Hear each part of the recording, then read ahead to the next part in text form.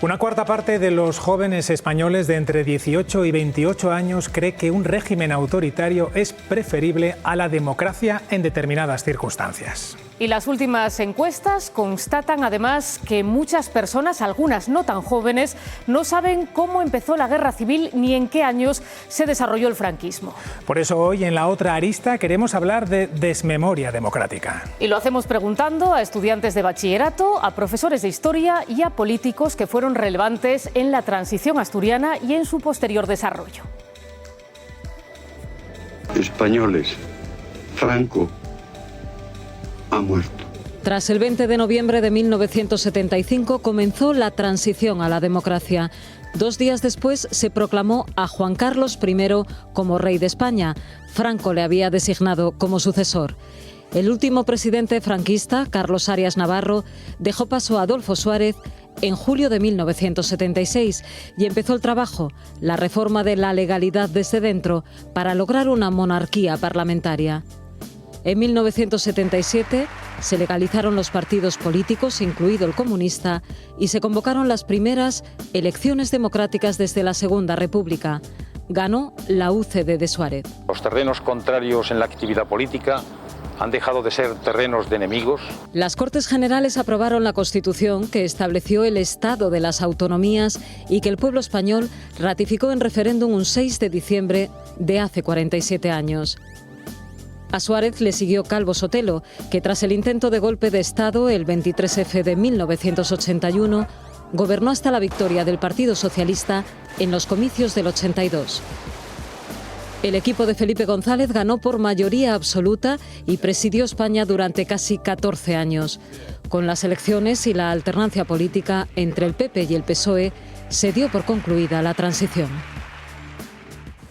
Pues para hablar de esto, esta noche tenemos con nosotros en La Otra Arista, en la mesa, a 4 representantes, 3 de partidos políticos que estaban en los orígenes de la transición, en los orígenes de la vuelta a la democracia en España, el Partido Socialista, Alianza Popular y el Partido Comunista de Asturias, y un cuarto partido que no estaba en esos orígenes, pero que también tiene un cierto carácter pionero, tuvo un cierto carácter pionero, ahora les explicamos por qué, unos años después en la Junta General del Principado. Está con nosotros Francisco Javier Suárez, Isidro Fernández Rozada, Paz Fernández Flegueroso y Juan José Sánchez Vicente. Muy buenas noches a los 4. Buenas noches. Gracias por acompañarnos. Y vamos a comenzar esta noche hablando del presente para irnos después al pasado. El punto de partida es eso a lo que antes nos referíamos en la introducción, esa sensación de desmemoria que tenemos respecto a lo que sucedió hace 50 años. Sobre ello vamos a preguntar a nuestros invitados, pero también queremos escuchar a otros protagonistas de aquellos años en Asturias.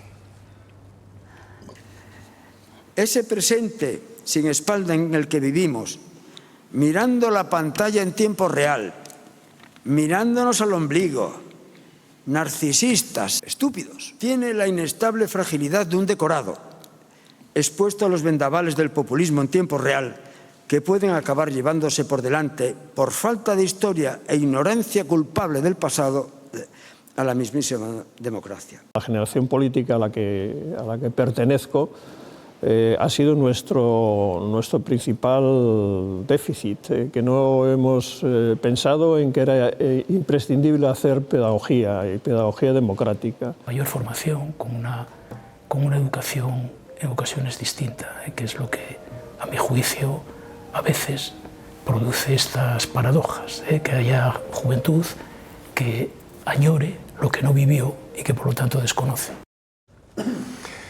¿Tenéis la sensación vosotros en vuestra vida diaria, en vuestro entorno, de que la sociedad española ha olvidado lo que sucedió hace 50 años? La sociedad en general y los jóvenes en particular, al margen de lo que digan las encuestas.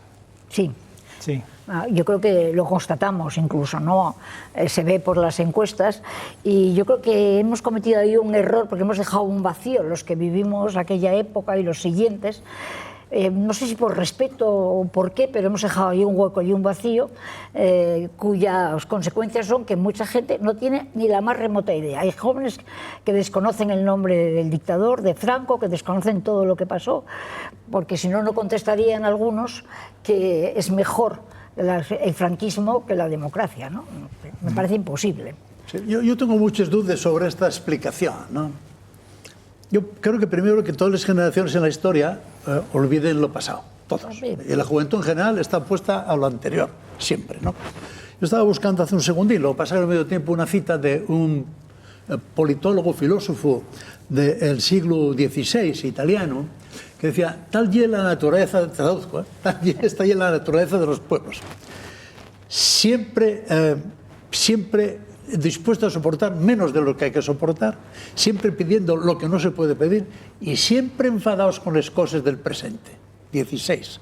Tal y la naturaleza de los pueblos, de la gente. Entonces yo creo que esto, en gran medida, no digo que sea todo, pues lo normal que ocurre cada 30 o 40 años, porque la gente para atrás no mira casi nadie. Y bueno, voy a dejarlo aquí, luego ya sé caso vuelvo, ¿no? Javier, Isidro. Bueno, a ver, yo, en primer lugar, una encuesta y... Bueno, eran varias, ¿eh? Son varias las que... Sí, las pero que lo dicen. no discuto que eso no sea cierto. Pero yo creo que hay una cosa muy clara. Vamos a ver, ¿qué enseñanza de la historia se da a las personas, a la gente, a los niños, a los menos niños? O sea, hay un negacionismo. Hay un negacionismo. Es decir, aquí se ha fusilado, aquí se ha matado a trabajadores en huelga, muchos años, o sea, no sé, pues la matanza en Ferrol, por poner un ejemplo. Aquí por actividad sindical ilegal se ha condenado a 20 años de prisión en el 1001. Aquí en la época de Franco, los derechos civiles individuales que estas mismas personas en su crítica están ejerciendo, no se podían ejercer.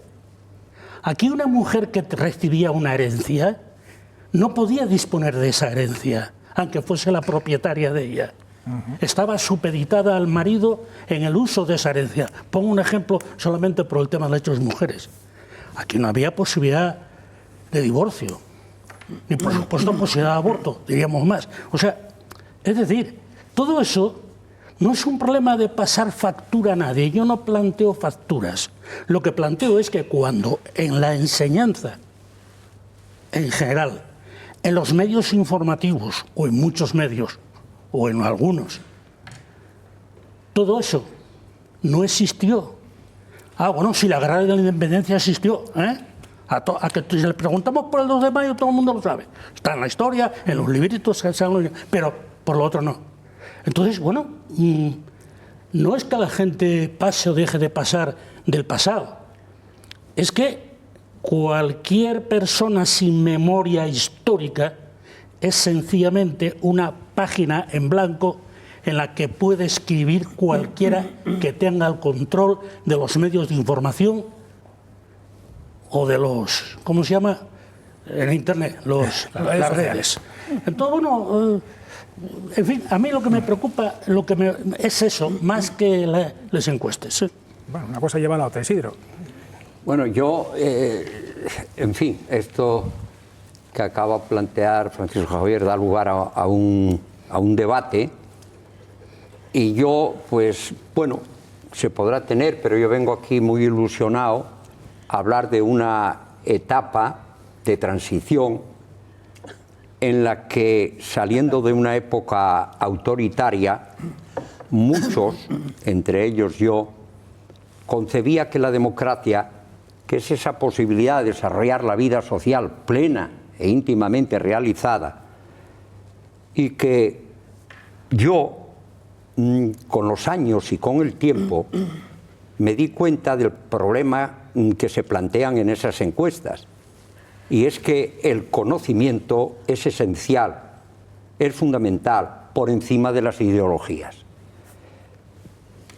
Justamente yo presido un instituto del conocimiento para el avance de Asturias sin ningún matiz político, intentando trasladar desde los actos que organizamos la posibilidad de ese conocimiento, a cambio de pedirles nada, pueda servir para que ellos tengan criterio, la juventud de ahora, de lo que fue la etapa autoritaria o dictatorial, como dice Paz, y cómo fuimos capaces de llegar en aquellos años en los que los aquí presentes lo vivimos muy de cerca, llegar a una etapa donde la democracia, la libertad, tuviera su sitio. Y yo creo que ahí jugamos, Javier, un papel muy importante los que estamos hoy aquí sentados. Yo tenía miedo en aquella época porque no sabía lo que iba a ocurrir, y creo que se ha dado una lección de participación y de democracia tan fundada en criterios necesarios, informando sobre un papel nada fácil de llegar a esa consolidación de la misma, a través justamente de lo que hicimos, debatiendo. Nosotros en Asturias antes teníamos de la democracia en sí propiamente, teníamos a un presidente de la autonomía asturiana, Rafael Fernández, que supo, aglutinando todas las fuerzas políticas entonces activas, estaban dentro y supieron llegar a algo tremendamente importante, a bajar el miedo al cambio. Y esa transición no tiene nada que ver con la de ahora, que tú apuntas, porque yo prefiero la transición de entonces que no el desbarajuste de ahora. Bueno, yo por volver, muy brevemente, brevísimamente. No, yo, con respecto a la enseñanza de la historia, yo no estoy tan seguro de que no se enseñe la historia muy reciente. Yo no sé si incluso no hay empacho de la historia muy reciente. No sé si incluso no hay empacho. Y no sé si incluso este empacho de la historia muy reciente puede provocar una parte de ese rechazo a los valores positivos de la democracia. Y por no alargarme, que tengo algún dato que a lo mejor después cuento, yo no creo que ninguno de estos rapazos que dicen que está mejor en la dictadura aguanta a su padre en casa, ni a su madre. De modo que no creo que quieran la dictadura, ellos no quieren lo que hay ahora. Yo creo que esto es lo fundamental. Y a partir de ahí, bueno, podemos hacer otras matizaciones, ¿no? Decía Jesús Sanjurjo en los cortes que hemos visto que a vuestra generación, la que protagonizasteis esa transición, nos faltó pedagogía democrática. Él dice, dábamos por hecho que el cambio político era inevitable y quizás no lo explicamos. ¿Estáis de acuerdo con eso? Yo no. A ver, otra vez si nos entendemos. Está pasando en toda Europa, ¿eh? Sí. No, lo mismo, ¿eh? A ver, yo estoy hablando de la de nuestra época, un poco, me parece que prohíbe la pregunta. Vamos a ver, yo nunca pensé que la democracia se nos iba a regalar, y no se nos regaló. Es otro de los falsamientos históricos, más o menos explícitos, que se van destilando. Es decir, la democracia se conquistó esencialmente por las movilizaciones sociales.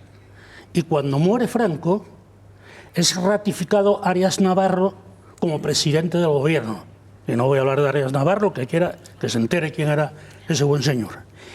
Y lo primero, en aquellos meses, se hace la famosa ley de asociacionismo político, tratando de encuadrar a las diversas familias franquistas en asociaciones políticas diversas que fuese una especie de pseudo-democracia plural. Pero claro, en el año 76 las movilizaciones de la sociedad fueron brutales, en cantidad, en calidad, en números. Los trabajadores fundamentalmente, pero también otros sectores sociales. Y eso empezó a hacer inviable aquel franquismo sin Franco. Aquel franquismo, permitidme, para adulcorado, ¿no? Pero... Y Arias Navarro cayó, vino Suárez, que también intentó una apertura parcial. De eso a lo mejor hablamos luego. Entonces, a ver, yo creo que era inevitable. Hombre, a ver, si después de la guerra se considera que la democracia llegará algún día de forma inevitable, pues entonces todo el mundo se hubiese sentado a esperar.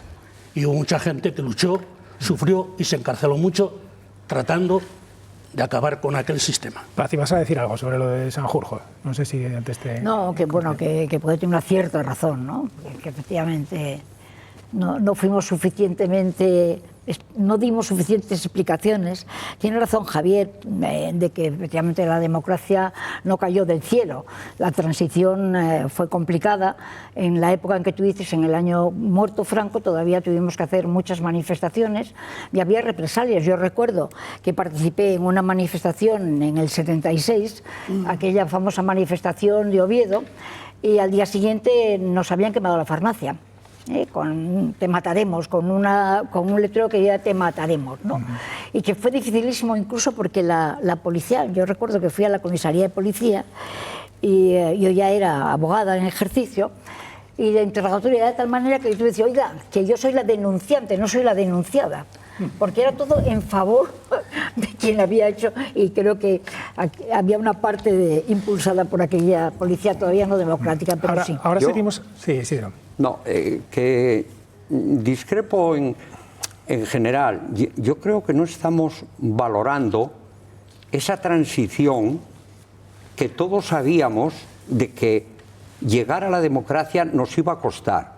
Y yo lo que quiero plantear es que el coste fue muy menor al que se esperaba, porque ha habido gente que ha sabido entender que esa necesidad tenía que hacerse aunando voluntades que llegaron incluso a la legalización del Partido Comunista y aquel abrazo de Fraga en aquella Semana Santa del 77, es precisamente lo que nos calmó el ánimo y que hizo que pudiéramos llegar al final a donde llegamos.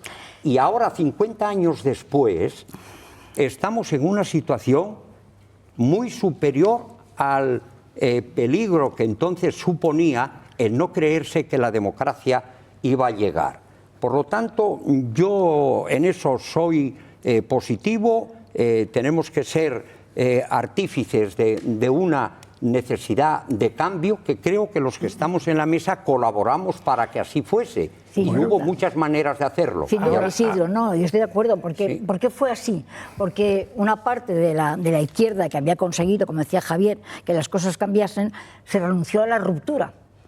Para que hubiera una transición. ¿No os acordáis aquello de la ruptura? Bueno, no se renunció. Pero bueno, sí. No se pudo. No se pudo, se renunció, Javier. Todos tuvieron su parte positiva y para llegar a un consenso, porque si no, no era posible. A donde llegamos. Empieza un materialista a intervenir. Esto cambió fundamentalmente porque la sociedad española había cambiado y progresado enormemente desde los años 60 en adelante.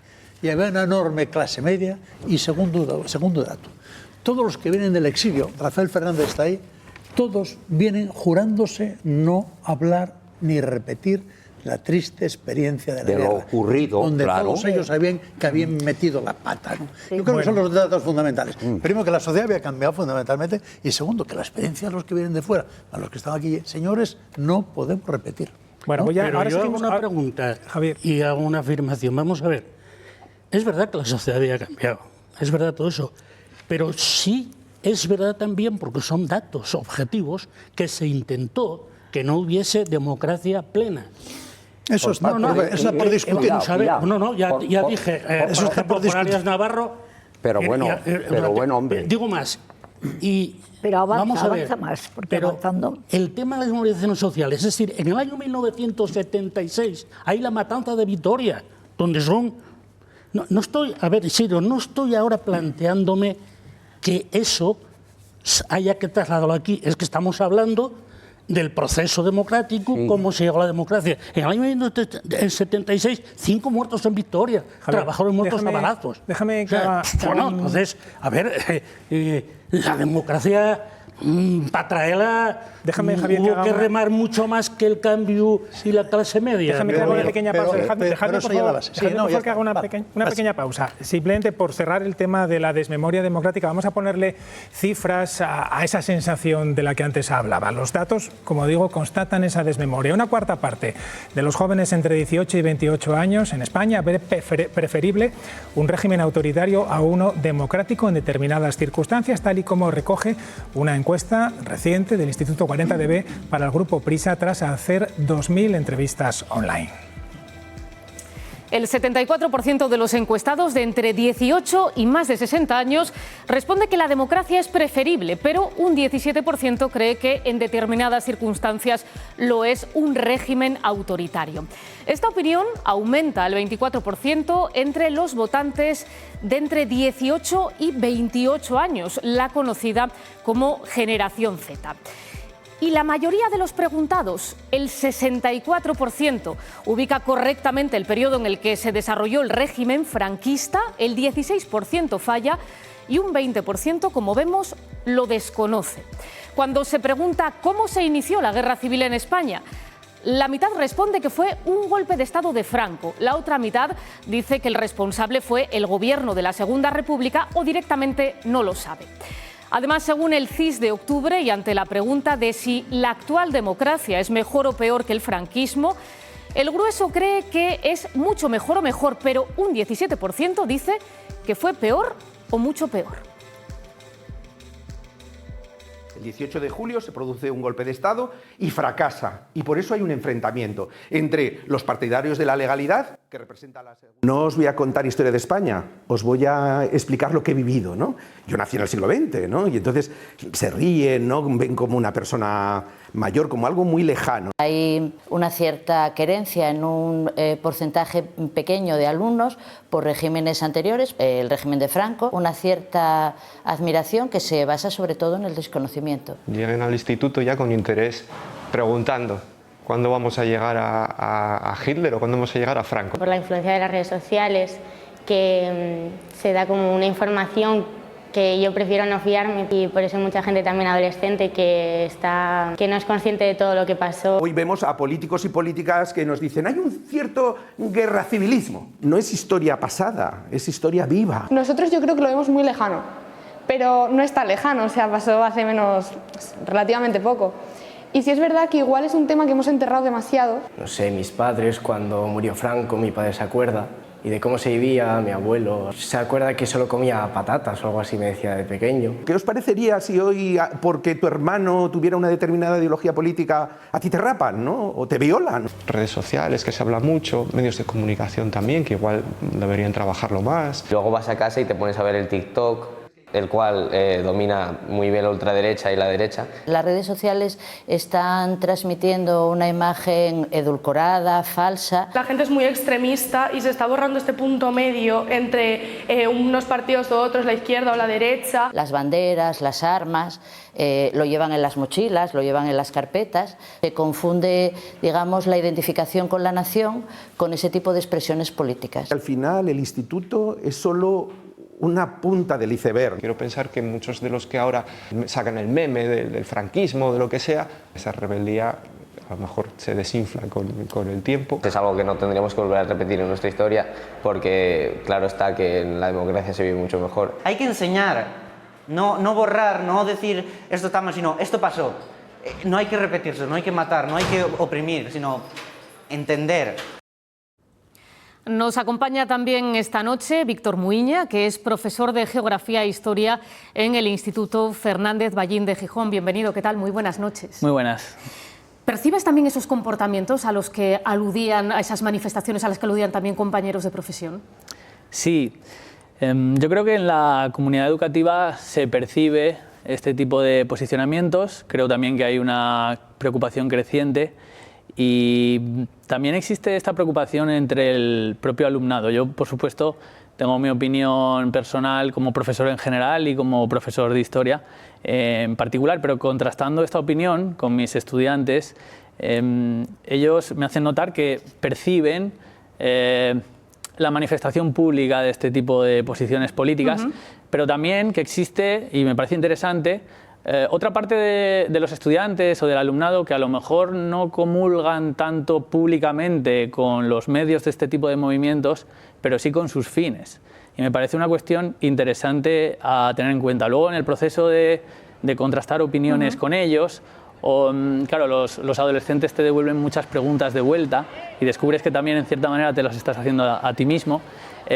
Y ellos comentaban que muchas veces se pone el foco sobre los jóvenes, sobre la educación, cuando esto es una tendencia que atraviesa toda la sociedad. Que trasciende esas generaciones. Claro. Porque ¿a qué factores atribuirías esa desmemoria en concreto en los jóvenes? No sé si desinterés, desconocimiento, también esos factores externos que mencionábamos antes tienen que ver con las redes sociales. Sí, a ver, a mí me gustaría matizar un par de términos, intento no extenderme, sobre la cuestión de la desmemoria. Yo creo que deberíamos utilizar más bien el concepto de resignificación, porque a ver, si estas ideas estuvieran olvidadas estarían. Lo que estamos asistiendo es a que el significado histórico que tenían se está transformando. En lo que nos fijábamos, nos dejamos de fijar y nos fijamos en otras cuestiones o les damos otros significados. Yo creo que esto excede al ámbito español. Si nos fijamos en Francia, que no tiene un antecedente de este tipo, está sucediendo. Si nos fijamos en Alemania, que ha trabajado hasta la extenuación la cuestión de la memoria, está sucediendo. Entonces, a lo mejor hay ciertas tensiones que están llegando al tema de la memoria histórica. Hay una pugna ahí. Por otra parte, el argumento de trabajarlo más, durante más tiempo, yo creo que no es una cuestión cuantitativa, sino cualitativa, del foco que ponemos. Los propios adolescentes, cuando hablas con ellos, citan las redes sociales, lo reconocen como un medio por el que se transmiten viralmente mensajes simplificados que dan respuestas sencillas a problemas complejos, pero como ellos usan el medio, no hacen una enmienda a la totalidad. Y hablan de una búsqueda de identidad, del miedo al futuro, de temor ante las expectativas vitales. Yo creo que hay que hacer una reflexión de qué les estamos ofreciendo en términos de acceso al mercado laboral, a los estudios, a la vivienda, y ver si queremos atacar la raíz de los problemas o seguir lidiando con las consecuencias. Por lo tanto, desde la educación, que antes aludían también en la mesa, ¿cuáles serían los recursos o las herramientas más efectivas para combatir estas posturas? Hombre, yo apostaría muy fuerte por lo de ofrecer alternativas. Pero es verdad que en calidad de profesor y apegándonos al contexto en el que trabajamos, yo creo que en el aula, pero también en los medios, podemos cambiar un poco el foco desde el que nos aproximamos a estas cuestiones. La comunicación pública en general, el discurso, apela mucho al individuo, nos atomiza, nos separa mucho. La cifra en términos de éxito, de fracaso, carga mucho sobre las espaldas de cada persona individual todos los problemas. Y esto es terreno abonado para movimientos que sí que proponen una cierta concepción de la comunidad, pero siempre excluyente, construida desde un nosotros contra un ellos que se va deshumanizando. Yo creo que en el aula o en los medios tenemos que trabajar una concepción de comunidad un poco más inclusiva y que recupere un concepto muy básico de que lo que le suceda a mis semejantes a mí me afecta. Y bueno, ofrecer alternativas desde este punto de vista, ¿no? Que además contrapongan con esa alternativa de una comunidad excluyente que es un poco fea, aburrida ya para el siglo XXI, yo creo. Víctor Muiña, profesor de Geografía e Historia del Instituto Fernández Vallín de Gijón, muchísimas gracias por acompañarnos esta noche, un placer. A vosotros. Y por cierto que Juan Carlos I publica hoy sus memorias y el lunes difundió un vídeo en el que reivindica su papel en la transición y pide a los jóvenes que apoyen a su hijo, al rey Felipe VI. El emérito abdicó en 2014, lleva 5 años en Emiratos Árabes sin dar explicaciones sobre el origen de su patrimonio ni sus irregularidades fiscales. La monarquía ha jugado un papel esencial en toda esta transición, una posición institucional y de relaciones en las que hemos conseguido conectar a España con el resto del mundo. Os pido que apoyéis a mi hijo, el rey Felipe, en este duro trabajo que es unir a todos los españoles y que España siga siendo y jugando un papel tan relevante en el mundo. Da la sensación de que el rey también cree que hay cierto desconocimiento y por eso a lo mejor apela a los jóvenes para que apoyen a su hijo. Sobre todo de lo suyo, piensa. Bueno, hay que hacer caja con la venta del libro. Que hoy sale a la venta, efectivamente, hoy salió a la venta. Creo que encima es un éxito de venta. Oye, Qué ironía, ¿no? Dos cuestiones. Volviendo a las encuestas, yo creo que esas encuestas están todas mal planteadas, son falsas. Y es como preguntar por los ángeles azules y los verdes. Pregunta usted al patrón, oiga, ¿usted quiere poder tener, por ejemplo, si llamo ayer una cuenta? ¿Usted quiere poder decir lo que quiera sin ir a la cárcel? ¿Usted quiere asociarse sin?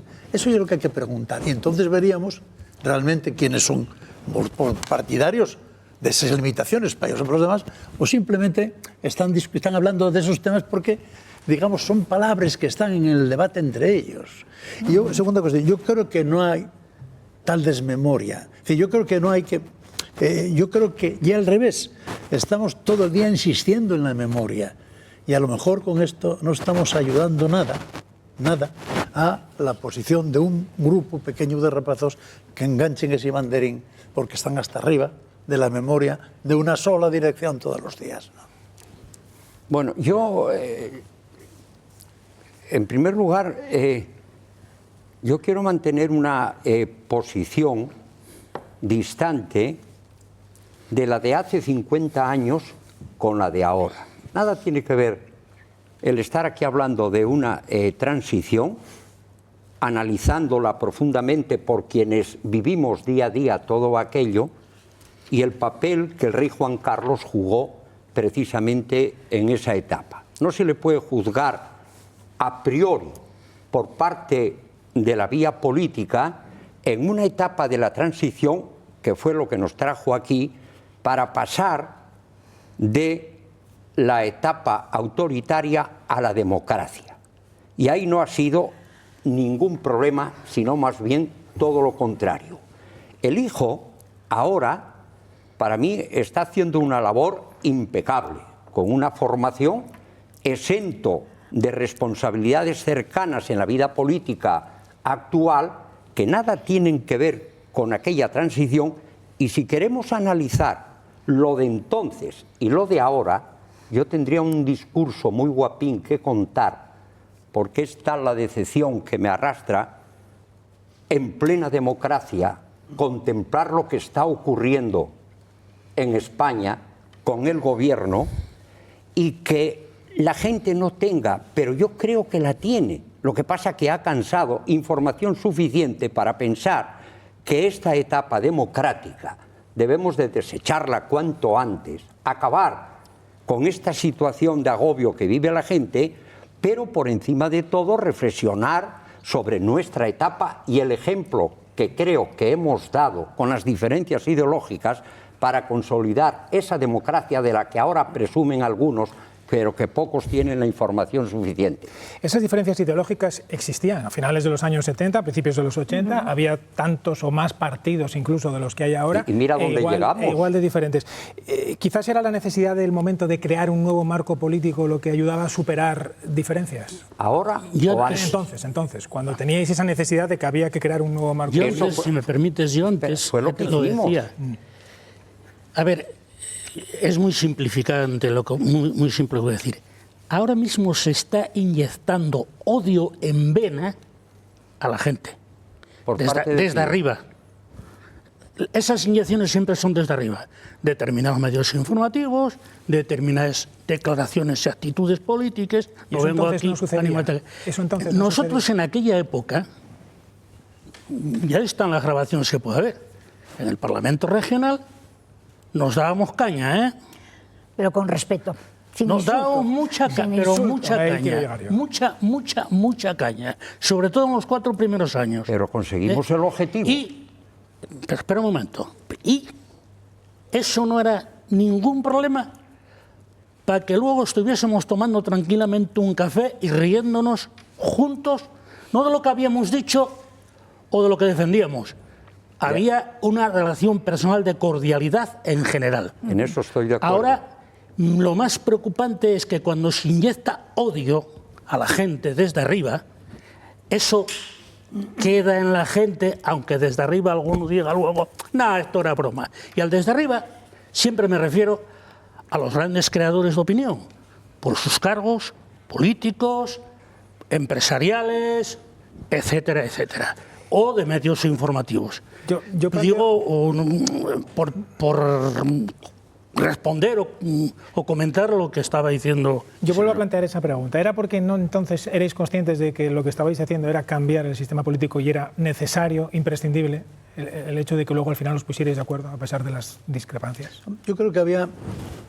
Primero, vuelvo a repetir, cada vez que veo a Rafael Fernández, acuérdame, todos vienen con el recuerdo de la guerra y de la República, que fue pésimo. Y fue pésimo para ellos, sábenlo, dícenlo, confiésenlo. Bueno, pero no todos los políticos de esa época venían con ese recuerdo. Déjame seguir, primero. Perdón. Y segundo, hay un dato que queremos todos llegar a acuerdos, y luego hay un dato personal importante de todos nosotros. No vivíamos exclusivamente de la política. Esto es muy importante ahora. La mayoría de los políticos no tienen otro comedero que el partido político. Y en consecuencia, la que os manden chiblar desde arriba, chiblenlo todos con raras excepciones del primero al último. Y nosotros no, tenemos una independencia personal grande y eso también nos permitía después sentarnos a tomar una copa, después de discutir ahora, o mantener una buena relación como tenemos ahora, ¿no?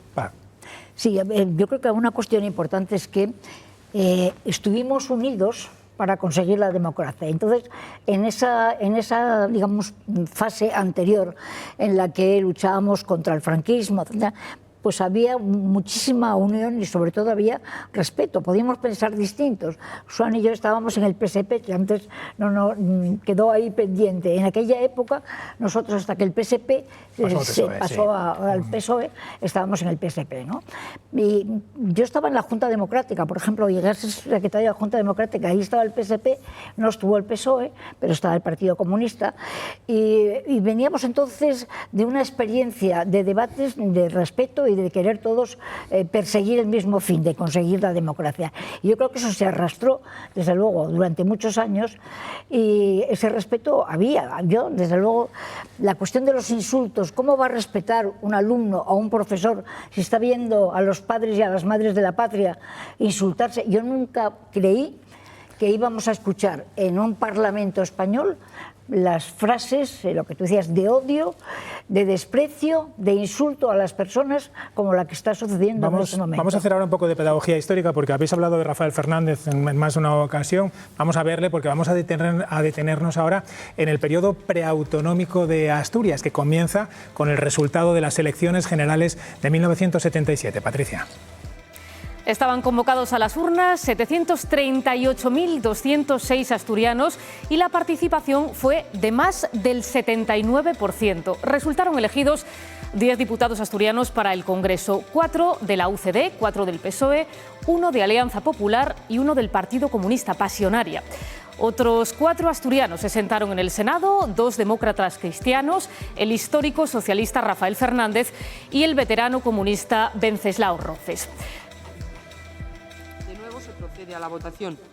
Esos 14 diputados y senadores por Asturias constituyeron la Asamblea de Parlamentarios encargada de dar los primeros pasos hacia la preautonomía. Se reunían en el Palacio de la Diputación Provincial de Oviedo, hoy sede de la Junta General. En octubre de 1977 acordaron tramitar un régimen preautonómico y casi un año después entró en vigor el Real Decreto que sentó las bases de la autonomía. En noviembre de 1978 quedó constituido en Cangas de Onís el Consejo Regional, el gobierno preautonómico que presidió Rafael Fernández. Estamos hoy en Cangas de Onís. Entendemos que únicamente a través de una autonomía regional amplia y con auténticos contenidos políticos, económicos y culturales, será posible contribuir en la forma más eficaz y responsable a la recuperación de todo el potencial que encierra nuestra región. Vamos a dar también un ejemplo de convivencia, de solidaridad y de capacidad de relación, de diálogo. Ese Consejo Regional fue un gobierno de concentración formado por 28 personas, los 14 diputados y senadores elegidos en los comicios y otros 14 miembros que eran diputados provinciales. Entre 1979 y 1981 se redactaron los borradores del Estatuto de Autonomía que fijaban competencias, también la organización institucional y el nombre oficial del Principado de Asturias. Se optó por el procedimiento del artículo 143 de la Constitución, que es la conocida como vía lenta. El texto aprobado por la Diputación Provincial y los ayuntamientos y después por las Cortes Generales entró en vigor el 31 de enero de 1982. A partir de ahí se constituyeron el primer Consejo de Gobierno, que también presidió Rafael Fernández, y la Junta General, el Parlamento. Nada más acabar el proceso autonómico, se hizo esta recopilación en donde está todas las reuniones, dónde se hacían las reuniones, quiénes estaban en las reuniones, cómo se tomaba nota. Y de todas las reuniones formales de ese proceso, de sus encuentros y desencuentros, quedan las transcripciones que realizaban las taquígrafas. que es algo a lo que nosotros no estamos acostumbrados, pero yo conocí y tuve buena relación porque era gente muy maja y estuvieron en el servicio de biblioteca además, con dos de las taquígrafas de aquellos momentos, ¿no? Que lo que hacían pues era tomar nota de todo lo que se decía, todo lo rápido que era. Una de ellas había sido campeona de España de taquigrafía. Y después se transcribía, evidentemente, con el apoyo de los letrados. Ellas fueron las encargadas de documentar la redacción del Estatuto de Autonomía. Algunas eran ya funcionarias de la Diputación Provincial y después se incorporaron a la Junta General. Pero ya no realizaron esa labor en los plenos o comisiones, que se grababan ya en audio y en vídeo. En las 2 primeras legislaturas, con cuyas actas se publicaron varios tomos, se diseñó toda la estructura institucional del Principado. La ley del escudo, la ley de la bandera, bastante después, ya en la segunda, el himno de Asturias. Toda la documentación a partir de las primeras elecciones autonómicas en 1983 se guarda aquí, en el edificio administrativo de la Junta General, en la calle Cabo Noval. Yo venía de un archivo de un ayuntamiento, del Ayuntamiento de Langreo.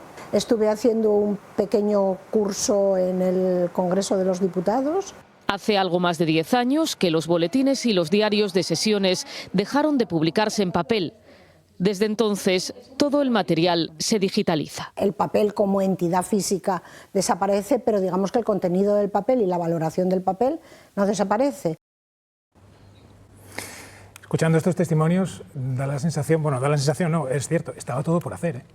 Sí, estaba todo por hacer. Pero yo creo que queda claro ahí precisamente y debemos de valorar la participación activa de todos los partidos políticos para conseguir justamente lo que ahora Patricia ha puesto de manifiesto con datos para llegar a eso.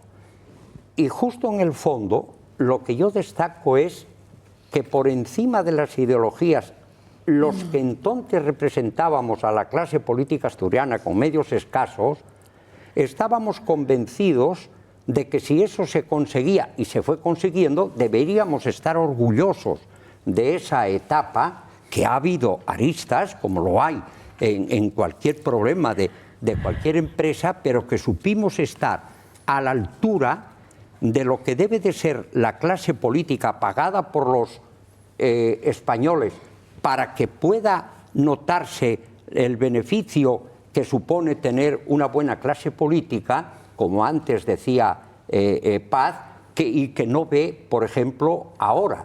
Yo estos últimos años casi pediría un debate para ver por qué la transición desde hace 5 años, o más en concreto, desde la aparición de Pedro Sánchez en la vida política española, nos lleva a esta crispación, a la ocupación de todos los poderes, a mantener una posición que resulta difícil. ¿Qué quiere decir con la ocupación de todos los poderes? Vamos a entrar en un debate distinto. Estamos saltando al presente. No, hombre, ocupación de todos los poderes y gobiernos, efectivamente. Paz, tú sabes en estos momentos cómo estamos. Sí, el Senado, si quieres hermano, desahogar y contarlo, lo cuentas, y si no, te sí. quedas con Pedro Sánchez.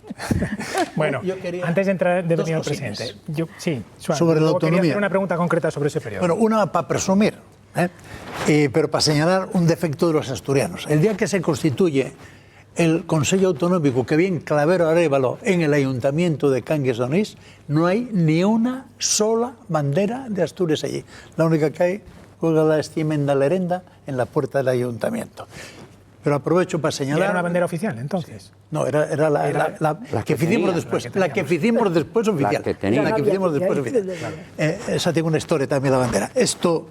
Pero aprovecho para subrayar, ahora que tanto se pone en cuestión, la importancia de lo que construimos, que fue la autonomía. Claro. Cuidado, no solo la democracia, la autonomía. La importancia que tienen para que los ciudadanos, para que tengan cerca el hospital de Cabueños, o para que tengan cerca Luca, o para que tengan la escuela donde la necesiten, etc. Esto es muy importante, porque está poniéndose en cuestión también el estado de esa autonomía. No, fue parte de lo que construimos, que repito, Nada, Pues no eso tiene repito. que ver con la pregunta que os traslado. Asturias tradicionalmente no ha sido una comunidad ni una región entonces con mucho afán nacionalista ni de autogobierno. Sin embargo, fue pionera entre las comunidades autónomas de la vía lenta. ¿Por qué? Vamos a ver, esto... ¿A qué se atribuye? Aquí desde el principio, exceptuando Coalición Democrática, que luego fue Alianza Popular, que eran partidarios de mantener la Diputación, y esto no es una crítica, es sencillamente un hecho, punto. ¿Eso fue así? Sí, sí, luego las cosas evolucionaron y eso es un tema pasado, pero bueno, el resto de las fuerzas políticas éramos favorables a la autonomía desde mucho tiempo antes, independientemente del perfil político de otra naturaleza, éramos partidarios de eso. ¿Por qué se fue por el 141? Perdón, por el 143. Porque el 151 era tirarse desde un avión a 10.000 metros de altura y sin paracaídas. ¿Y por qué nos mandaron? Seamos serios. No, porque no nos había mandaron y nos alternativa. obligaron. A ver, un momento. Coño, Hombre. te obligarían a ti. No. Vamos a ver. Una cosa muy simple y muy sencilla. ¿Qué condiciones se exigían por la vía del 151? Las 3/4 partes de los ayuntamientos. La UCD, mayoritaria en España en aquel momento, tenía muchos ayuntamientos. La vía del 151... Por precisar, a los 5 años del Estatuto de Autonomía, Alfonso Guerra y el PSOE gobernando dieron por cerrado el proceso estatutario en toda España. Bueno, porque pero no querían más evolución. Estamos hablando... No, estamos hablando de datos. No, de datos, sí. Estamos hablando de por qué se fue por la vía del 143. Porque nos mandaron. Porque, a toda España. Porque no había otra. Otra cosa es que a los 5 años, el Estatuto lo indica además, durante esos 5 años en el Estatuto, primero, se plantea que se pueden ir asumiendo competencias de la autonomía total vía leyes de delegación y que en todo caso a los 5 años se asumiría la autonomía plena. Eso fue lo que se acordó y lo que se ejecutó. Y para ir por la vía rápida del 151 se exigía, entre otras muchas cosas, algo claramente imposible desde el punto de vista aritmético. 3/4 partes de los ayuntamientos. Se exigía más. Tan solo una aclaración. La vía del 151 fue la que siguieron Euskadi, los Cataluña, históricos Galicia y Andalucía. Sí. Porque, para decir la verdad, no se pensó nunca en autonomías para otros que no fuesen las 3 que tenían el marchamo de la República. Cuando está aquí Santiago Carrillo en el 76, si no recuerdo mal, y estamos algunos pidiendo la Plaza Toros al Estatuto de Autonomía, púsonos a pared y dijo que nunca habría ni para Asturias ni para nadie más. Dijiste, cuidado, no me meto con Carrillo, cuidado. En la Plaza Toros, no, perdona, la Plaza Toros es tuyo con Ese Santiago era Carrillo, el pensamiento. y eso no lo dijo Santiago Carrillo, coño. Sí, delante de mí. Que yo estuve en el meeting y hablé en aquel meeting. Delante de mí. No sé, sería en privado luego. ¿Qué año era ese meeting? Porque era el pensamiento general, que aquí no iba a haber más autonomías que les del marchamo, y lo demás iba a ser un lío. Y al final, entre todos, fuese avanzando por ahí. Esa ya es la historia. Pero vamos a ver. En el mitin de la Plaza de Toros intervino Santiago Carrillo, intervino Conchita Valdés, intervino la bandera e intervine yo.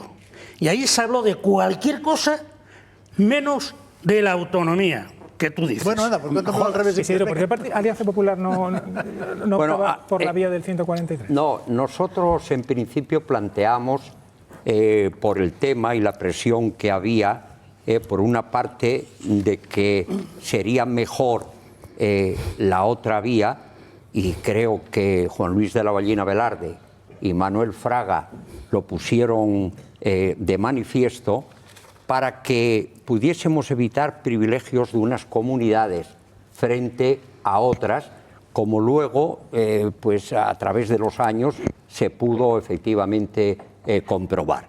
Pero en todo caso, la vía de 143 nos daba, aunque desaparecía la Diputación, que nosotros no queríamos, al ser provincia de Asturias, al desaparecer la Diputación, Fraga dio un paso atrás después de tal en ese tema, lo admitió y trabajamos desde esa época por construir una clase diríamos, para la sociedad, entre los políticos, que permitiese lo que yo siempre defendí y quise, que fuese el encuentro el que nos llevase justamente hacia los puentes que podíamos ir superando, pero sin barreras, y no al establecimiento, como se dijo recientemente, el establecimiento del planteamiento de muros que impiden, a partir de ahí está la línea roja.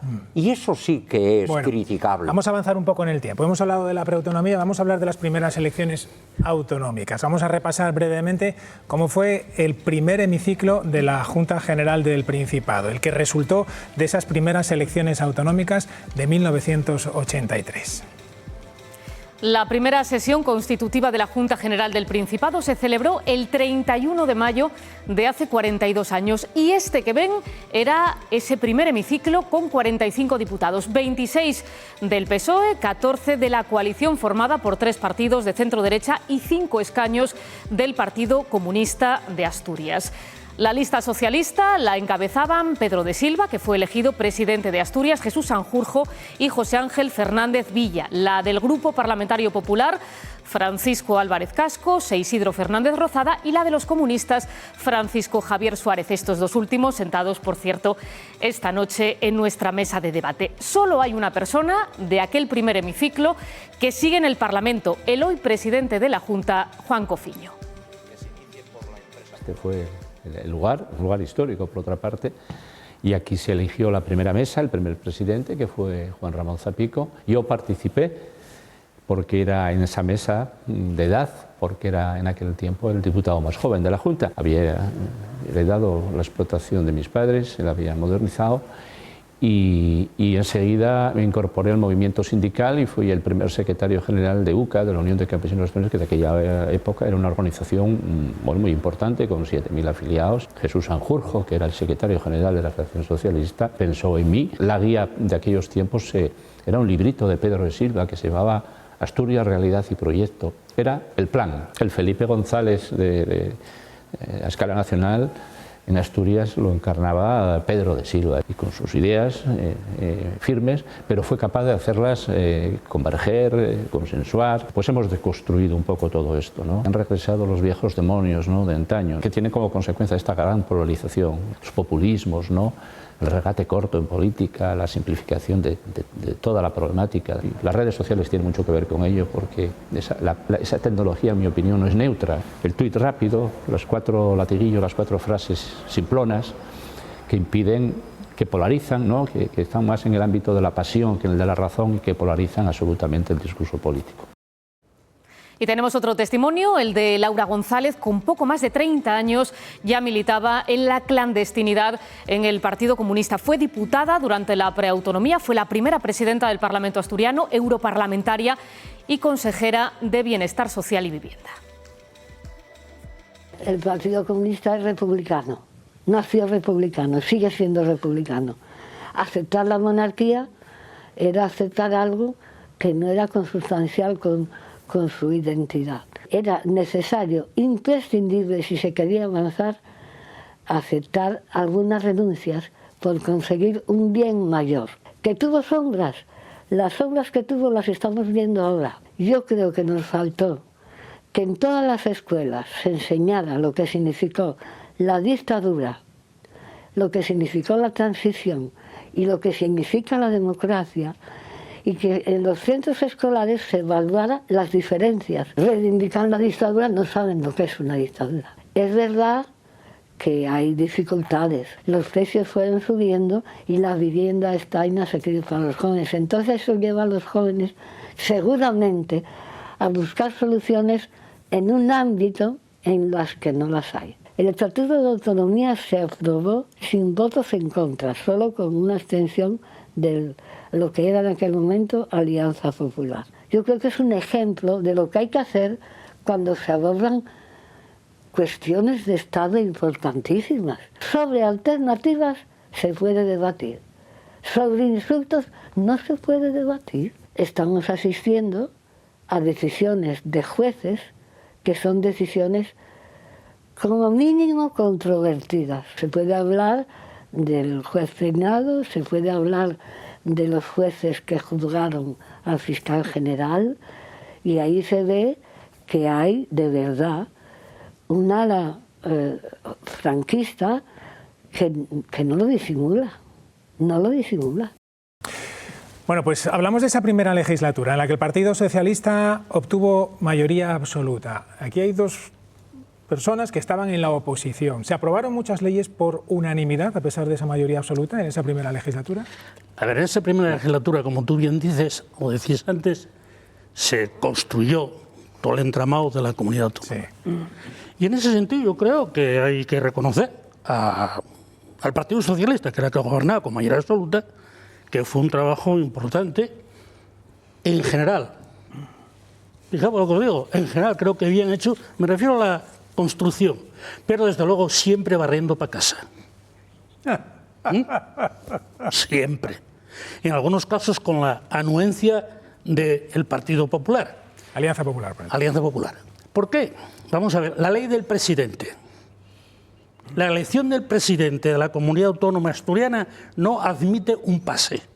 Es decir, que tú ante un señor que es candidato puedas votar sí o abstenete, no puedas votar no, sin comentarios. Sin comentarios. Luego se puede argumentar todo lo que sea argumentar. Me acuerdo del debate. Es un sistema que evita bloqueos. Tradicionalmente se ha dicho que es un sistema que evita bloqueos. Y con Franco tampoco no había bloqueos. O sea, a ver. Somos la única comunidad autónoma, el único gobierno en todo el Estado, ni el gobierno de la nación, ni ninguna comunidad autónoma que tiene esa... Pues hay comunidades autónomas que quieren cambiar y... bueno, sí, no, hay algunos que quieren y algunos que quieren ir a Franco. O sea, a ver, no me lo des como argumento, Paz, no me lo des como argumento. Yo digo una cosa muy simple. Ante un candidato tiene que haber las tres opciones, punto. Y lo contrario es profundamente antidemocrático. Se mantienen, se oficializan en la ley electoral las tres circunscripciones. Eso tampoco le gustaba al Partido Comunista. Hombre, no. Y eso iba dirigido contra nosotros. ¿Por qué? Porque con el número de diputados asignados a Oriente y la ley de ON, ahí no se jamaba un rostro nada más que las grandes mayorías, el llamado bipartidismo. Y en Occidente, tiqui tiqui. Entonces, claro, estas circunscripciones es verdad que venían en la disposición transitoria del estatuto para las primeras elecciones, pero luego había que hacer la ley electoral de Asturias y se mantuvieron. Y se mantuvieron por lo que se mantuvo. También es una anomalía. Somos la única comunidad autónoma que en una provincia, para las elecciones autonómicas, hay tres circunscripciones. Entonces, eso está ahí. Y digo más. Y me sorprendió siempre, porque bueno, sabéis que no tengo ninguna actividad política, sigo siendo miembro de Izquierda Unida, además, pero no tengo ninguna actividad política. Me sorprende que ese tema no se haya resuelto cuando hubo gobiernos de coalición en Asturias, sin mayorías absolutas. Me sorprende, porque son anomalías democráticas, que no empañan otras cuestiones, pero son anomalías democráticas. Esa fue una legislatura muy legislativa. Perdón, con la coalición quiere decir soy Izquierda Unida, no hubo otros. Sí, vale. A ver, los hechos, sí, evidentemente, claro. Bueno, se supone. Yo iba a preguntar por esa legislatura, que tengo la sensación de que fue una legislatura más legislativa que ejecutiva, porque había que hacer muchas leyes de cero, ¿no? Sí, había que hacer muchas leyes. Y había pocas competencias. Pero había pocas competencias. Debo reconocer que en el primer gobierno de Pedro de Silva también se hicieron cosas por Asturias importantes. Eso no lo debemos de olvidar. Y yo me sentía muy orgulloso porque, a pesar del resultado electoral que habíamos tenido en las generales con un solo diputado, Juan Luis de la Ballina, cuando esperábamos que Fraga fuese precisamente, se montó lo que se montó a raíz de la legalización del Partido Comunista en aquellos tiempos, y Suárez se hizo con el botín. Pero bueno, esto es historia pasada. Lo que dice Francisco Javier, que en una parte puede tener razón, yo quiero más centrarme en esa primera legislatura desde el 83, en la que todos colaboramos con el gobierno. Yo recuerdo que cuando estábamos haciendo cosas por Asturias surge un problema en los picos de Europa y tal, y me llama Bernardo Fernández, que era el hombre fuerte del gobierno de confianza de Pedro de Silva, y me dice que si puedo hablar con el presidente de Castilla y León, a nuestro y tal, oye, preparar una reunión urgente, hombre, todo lo que sea por mejorar Asturias, no, un tema de este, sí. Y yo fui con Pedro de Silva en un coche a un restaurante ahí a la Virgen, a las redes del Camino, porque el presidente de Castilla y León se negó a que fuésemos hasta allá, que veníamos a mitad de camino, y tengo tan recuerdo de aquella reunión entre dos tan distintos en la ideología, que plantearon el entendimiento entre temas fundamentales para el desarrollo de Asturias, y consiguió. ¿Qué hacía yo con un diputado? Pues venir luego y viajar, como siempre hice, por todos y cada uno de los municipios asturianos a decir que nosotros somos parte de ese trabajo, de ese acuerdo, que es lo que creo que tienen que hacer las minorías, buscar el positivismo cuando hay que hacerlo y recriminar lo que no consideren oportuno cuando también tengan que hacerlo. Yo me valía para decir, pues esto fue un logro en el que participó también Alianza Popular, y lo iba de pueblo en pueblo diciendo, y todos recordaré... Predicando la buena nueva. Exacto, que lo era.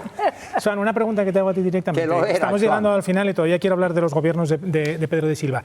En esas dos primeras legislaturas no hubo representación de partidos regionalistas o nacionalistas. Nosotros estuvimos en la siguiente, 91, 95, 95, en 91 99. ya sí que hubo, contigo. En esas dos no hubo. ¿No había oferta o no había demanda?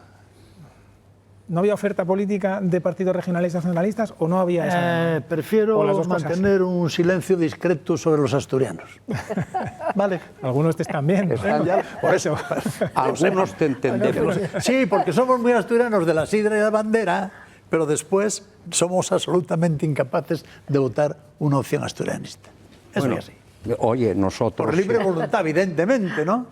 Evidentemente. Para eso estaban los partidos mayoritarios. Un momento, de eso no quiero hablar. No quiero hablar de la sumisión incluidas en nuestro proyecto. Al poder central, empezando por el 143, no quiero hablar. Pues lo que vamos a hacer ahora es detenernos en esos dos ejecutivos de Pedro de Silva entre el año 83 y el año 91. Su equipo desarrolló la autonomía, vertebró la zona rural de las Salas y afrontó la primera reconversión industrial. En la segunda legislatura se incorporaron las dos primeras mujeres y se creó la primera Consejería de Juventud.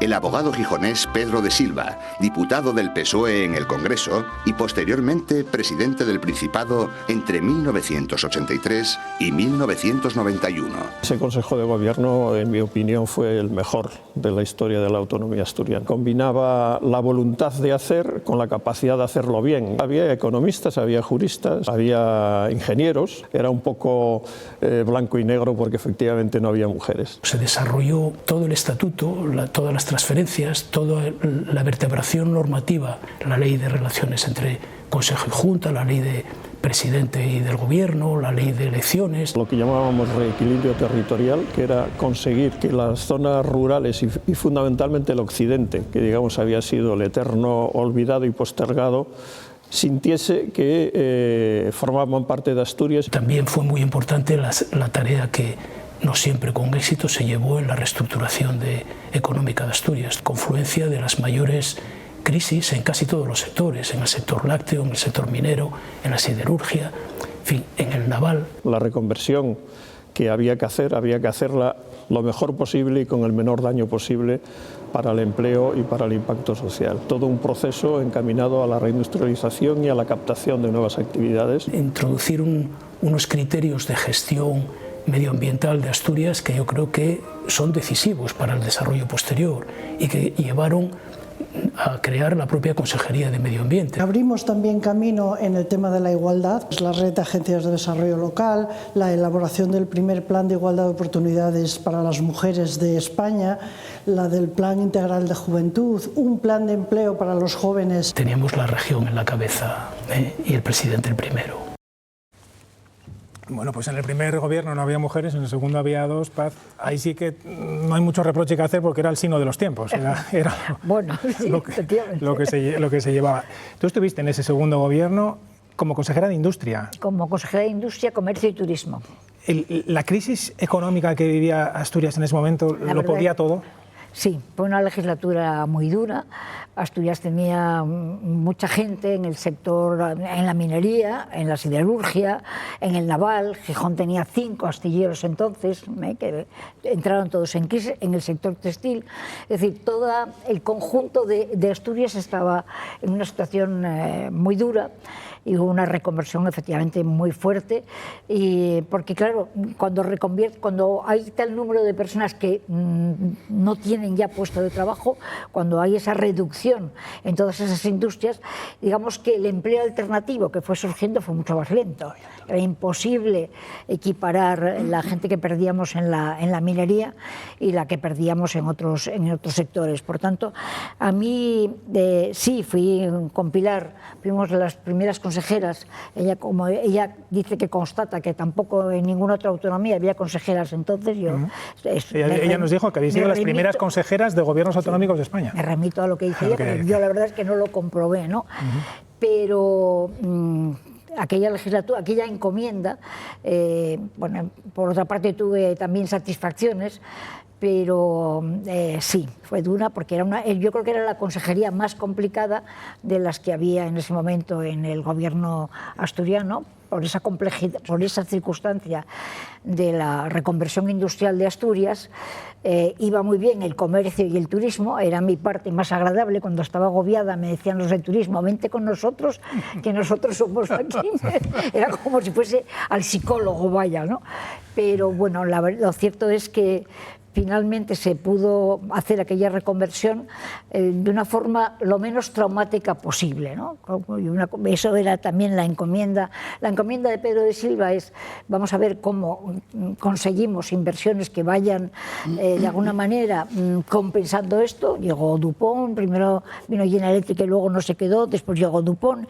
Pedro de Silva decidió también iniciar el Parque Tecnológico de Asturias, el de Llanera, para conseguir esa reversión, ese equilibrio que había que hacer entre lo nuevo y lo que se perdía. Equilibrio difícil porque, claro, la minería empleaba muchísima gente, eran miles de puestos de trabajo que se perdían, y lo mismo la siderurgia, que conocía muy bien Javier, y que puede hablar de aquellas épocas muy duras. De todas formas, yo ahí resalto el papel de los sindicatos mayoritarios, de UGT y de comisiones, que para ellos era tremendo, pero que pusieron todo el esfuerzo para conseguir que fuera lo menos traumático posible, como antes comentábamos, esa reconversión. Yo estoy